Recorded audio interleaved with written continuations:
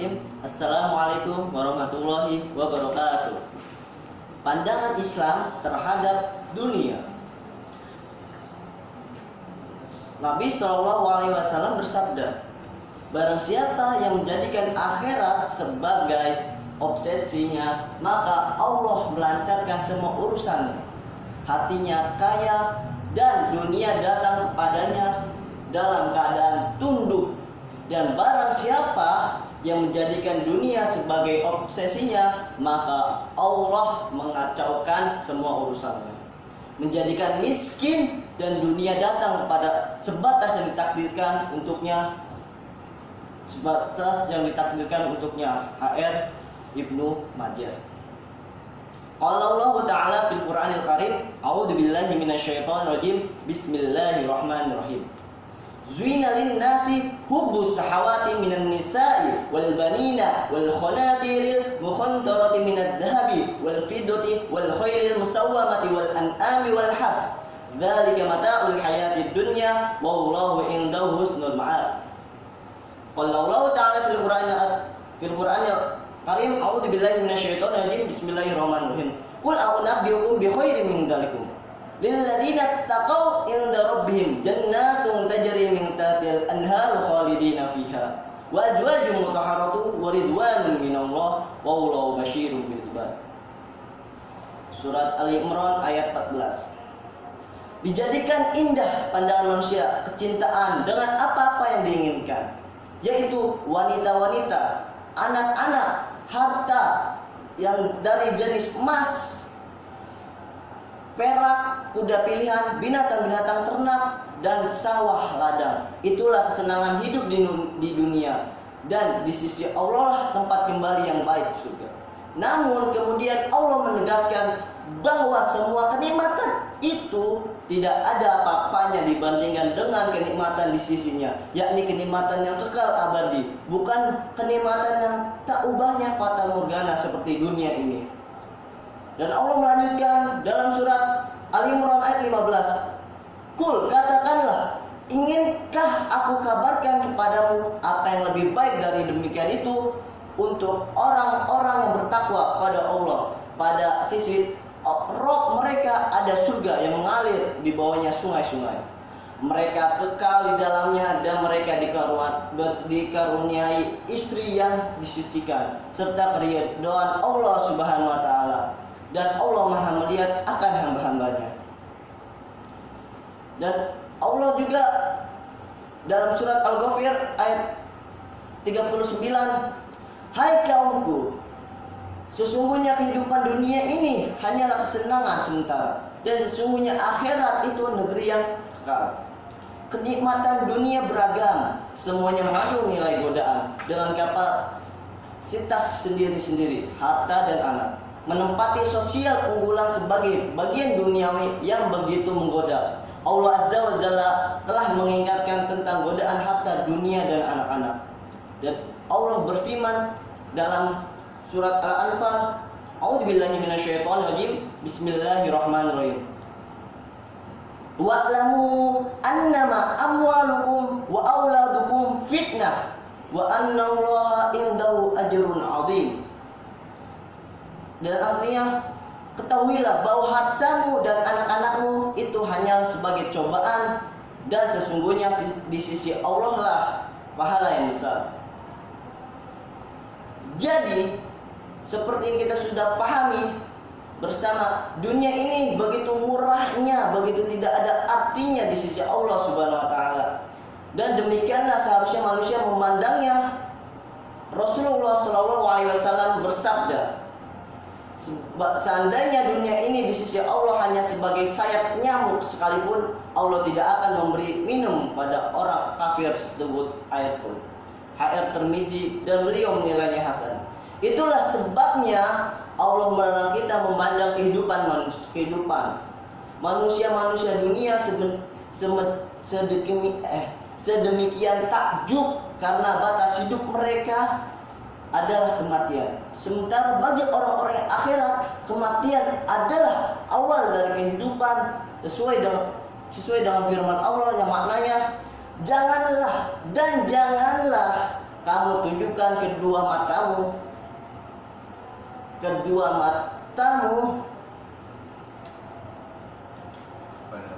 kepada apa yang telah kami berikan kepada golongan-golongan mereka sebagai bunga kehidupan dunia, untuk kami cobai mereka dengannya, dan karunia Allah lah kamu adalah lebih baik dan kekal.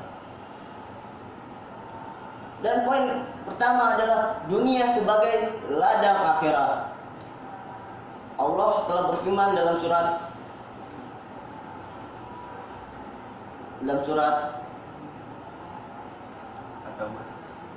At-Taubah. Allah dalam firman At-Taubah, "Amasibutum an tutraku wa lam ya'lamillahu alladziina jahadu minkum wa lam yattakhidhu min dunillahi wala rasulihi walal mu'minina walija wallahu khabirum bima ta'malun." Yang artinya, apakah kamu mengira bahwa kamu akan dibiarkan sedangkan Allah belum mengetahui dalam kenyataan bagi orang-orang yang berjihad di antara kamu dan tidak mengambil menjadi teman yang setia selain Allah dan Rasulnya dan orang-orang beriman, dan Allah Maha mengetahui apa yang engkau kerjakan. Dan Allah berfirman dalam surat Al-Hasr ayat 18, A'udzubillahi minasyaitonir rajim. Bismillahirrahmanirrahim. Ya ayyuhalladzina amanu taqullaha waddaru nafs wal tanzur nafsum ma qaddamat lighad wattaqullaha innallaha khabirum bima ta'malun. Yang artinya, wahai orang-orang yang beriman, bertakwalah kepada Allah dan hendaklah setiap diri memperhatikan apa yang telah diperbuatnya untuk esok hari akhirat, dan bertawakallah kepada Allah Subhanahu wa taala, sesungguhnya Allah Maha mengetahui apa yang kau kerjakan. Dan infakkanlah sebagian apa yang telah kami berikan kepadamu sebelum datang kematian kepada seorang di antara kamu, lalu berkata menyesali, wahai Tuhanku, mengapa engkau tidak menangguhkan aku sedikit waktu lagi dan menyebabkan aku dapat bersedekah dan aku termasuk orang-orang yang saleh. Dan Allah sekali-kali tidak akan menangguhkan seorang apabila telah datang waktunya. Allah Maha mengenal apa yang kamu kerjakan. Poin kedua, satu kesatuan antara iman dan amal. Iman, pengertian iman dari bahasa Arab yang artinya percaya, sedangkan menurut istilah pengertian iman adalah membenarkan dengan hati, diucapkan dengan lisan dan diamalkan dengan tindakan. Tasdiqu bil qalbi wa iqraru bil lisan wa amalu bil aqal. Dengan demikian, pengertian iman kepada Allah Azza wa Jalla adalah membenarkan dalam hati bahwa Allah itu benar-benar segala sifat keagungannya yang sempurna. Kemudian pengakuan itu diikrarkan dengan lisan dalam mengucapkan asyhadu an la ilaha illallah wa asyhadu anna muhammadan abduhu wa rasuluh, serta dibuktikan dengan amal secara nyata. Secara bahasa, dalam bahasa Arab berarti perbuatan atau tindakan, sedangkan saleh yang berarti baik atau yang patut. Menurut istilah amal saleh ialah perbuatan baik yang memberikan manfaat kepada pelakunya di dunia dan balasan pahala yang berlipat di akhirat. Pengertian amal dalam pandangan Islam adalah setiap amal soleh atau setiap perbuatan kebajikan yang diridhoi Allah Subhanahu wa taala.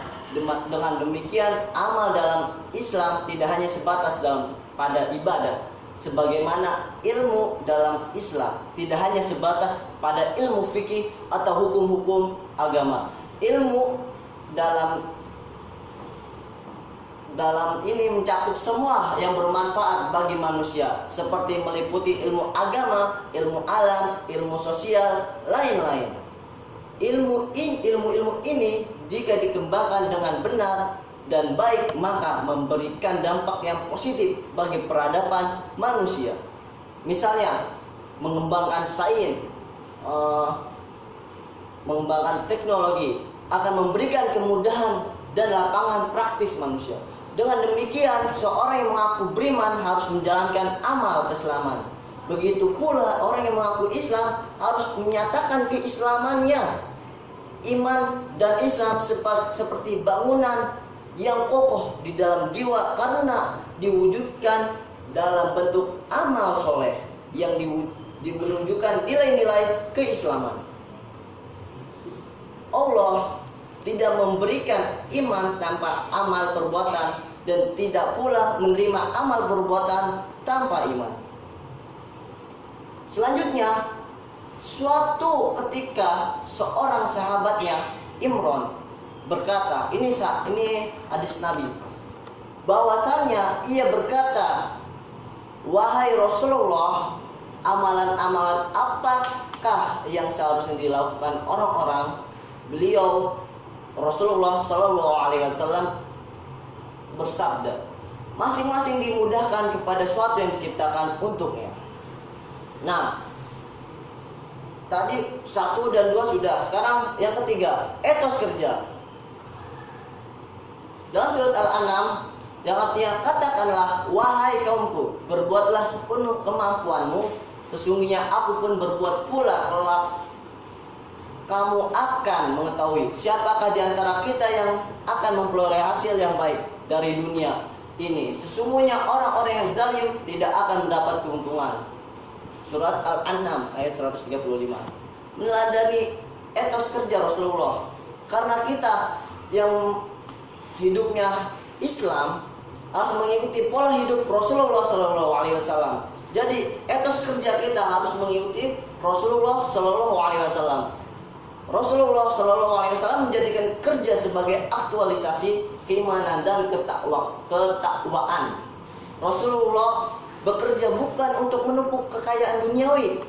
Beliau bekerja untuk meraih ridha Allah Azza wa Jalla.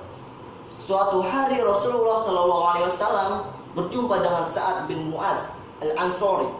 Ketika itu Rasul melihat tangan Sa'ad melepuh, kulitnya gosong hitam-hitaman seperti terpanggang matahari. Lalu Rasulullah bertanya kepada Sa'ad bin Mu'az, kenapa tanganmu ini? Tanya Rasul pada Sa'ad. Wahai Rasulullah, jawab Sa'ad, tanganku seperti ini karena aku mengelola tanah yang dengan cangkul itu untuk mencari nafkah keluarga yang menjadi tanggunganku. Ketika itu Rasulullah SAW mengambil tangan Sa'ad lalu menciumnya seraya, inilah tangan yang tidak pernah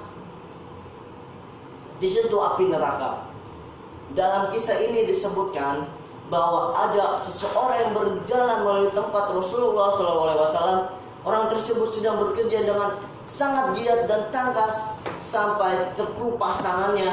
Para sahabat kemudian bertanya, wahai Rasulullah, andai kata bekerja semacam orang itu dapat digolongkan jihad fisabilillah, maka alangkah baiknya mendengar Rasul itu.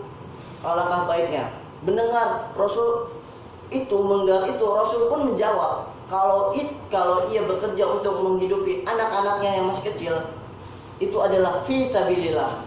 Kalau ia bekerja untuk menghidupi kedua orang tuanya yang sudah lanjut usia, itu adalah fisabilillah.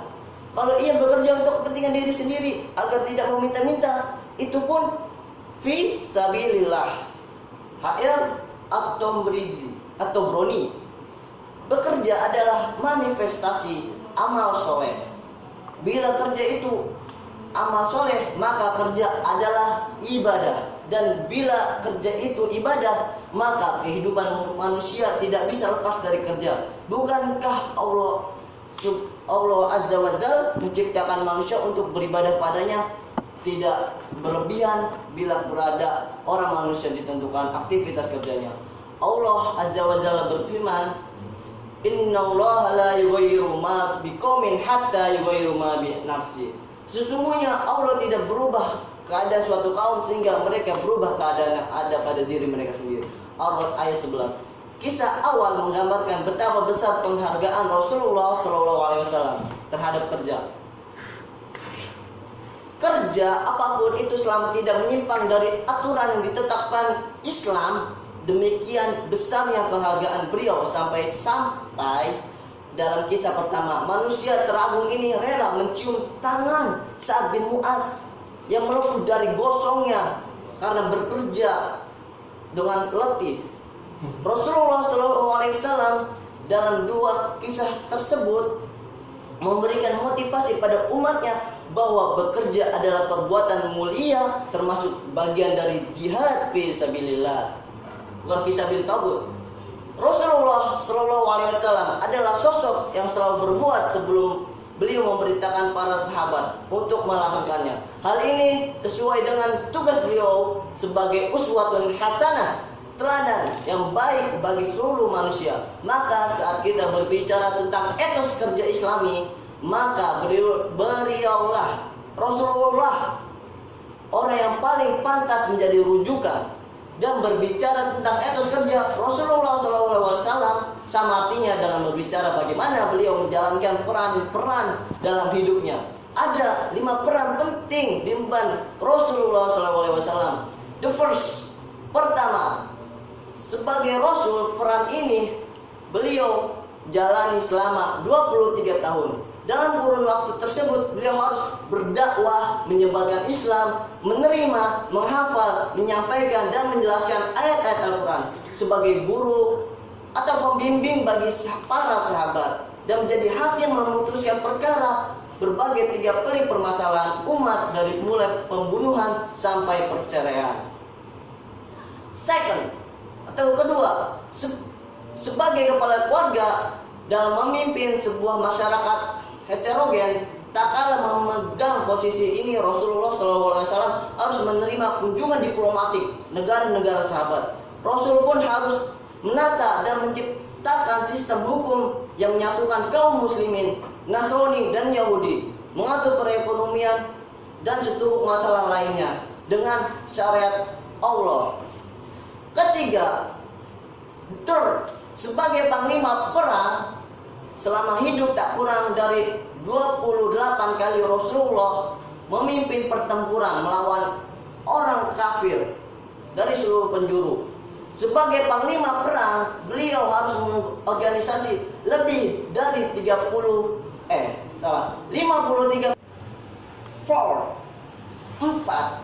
keempat, sebagai kepala rumah tangga.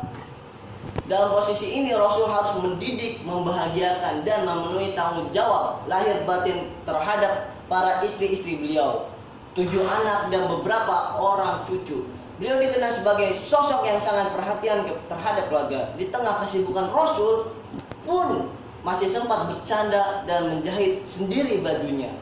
Kelima, Rasulullah sebagai entrepreneur atau pembisnis. Sejak usia 12 tahun, pamannya Abu Thalib sudah mengajaknya melakukan perjalanan bisnis ke Syam, negeri yang saat ini meliputi Syria, Jordan, dan Lebanon. Dari usia 17 sehingga sekitar 20 tahun adalah masa tersulit dalam perjalanan bisnis Rasul, karena beliau harus mandiri dan bersaing dengan pemain-pemain senior dalam perdagangan regional. Usia 20 hingga 25 tahun merupakan titik keemasan entrepreneurship Rasulullah SAW, terbukti dengan terpikatnya konglomerat di Mekah, Khadijah binti Khuwailid yang menjadi melamarnya menjadi suami. Dalam bukunya Muhammad sebagai seorang pedagang mencatat bahwa Rasul pun sering terlibat dalam perjalanan bisnis di berbagai negeri seperti Yaman, Oman, Bahrain, dan beliau mulai mengurai kegiatan bisnisnya mencapai usia 37 tahun. Adalah kenyataan bila Rasulullah mampu menjalankan 5 perannya tersebut dengan sempurna, bahkan menjadi yang terbaik, tak heran bagi para ilmuwan, baik itu muslim maupun muslim, menempatkan beliau sebagai orang yang berpengaruh, paling pemberani, paling bijaksana, paling bermoral, dan sejumlah paling lainnya, paling banyak. Apa rahasia kesuksesan karir dan pekerjaan Rasulullah SAW?